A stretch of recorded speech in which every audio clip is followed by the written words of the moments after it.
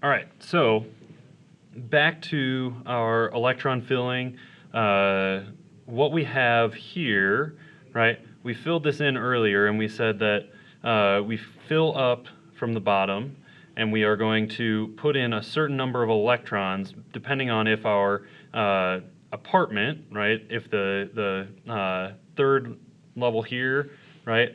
Depending on how the type of orbital, we can fit 6 electrons in there because it really has 3 orbitals, okay?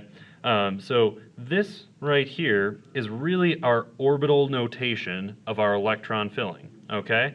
So if I were to take a different sheet of paper here, right, we can draw the orbital notation for each element, right? So if I look, what I'm going to do is I'm going to put my energy going up, right? So this is energy. As it goes up, right, it takes more energy to get to the higher energy levels, okay? So our lowest energy level orbitals are going to be the 1s orbital, right? So our 1s orbital, I'm going to put a line down there. And how many electrons can it fill? It can fill 2 electrons. So my 2 electrons I put on as an up arrow and a down arrow, okay? So this is my 1s orbital. Next, right, a little bit higher in energy is going to be the 2s orbital, right? Our next orbital that gets filled is the 2s orbital, and it can, again, it's an s orbital, so it can fit 2 electrons, okay? The second, or the second part of our second energy level is the p orbitals. The p orbitals, I'm going to put them over here, okay? These are the 2p orbitals, all 3 of these, and they all have the same energy. So this is why, right, if we're filling from the lowest first, there is no lowest.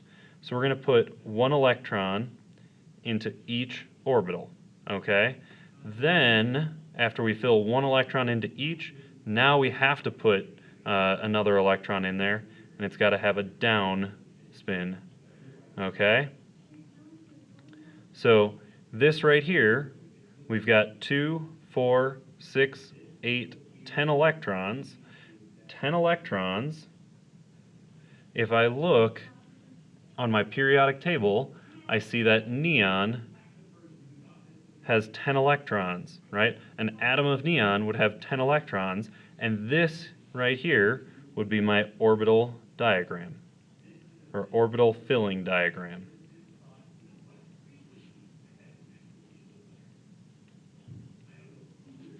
Okay? So let's do another one here. What I'm going to do is I'm going to put my energy on here again. Okay, here's my energy.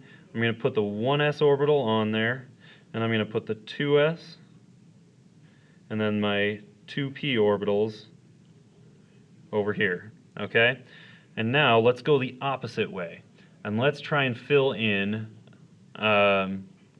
for carbon, right? Carbon, if I look, has 6 total electrons, so 6 electrons total. So I'm going to fill in first 1, 2 electrons on the bottom, right? Lowest energy level first. 2 electrons in the 2s orbital. So 2, 4. I have 2 more electrons to put in. Now I get to go into the 2p, and now I'm going to do 1 electron and 1 electron, right? It doesn't go into the same one because they can spread out right now, okay?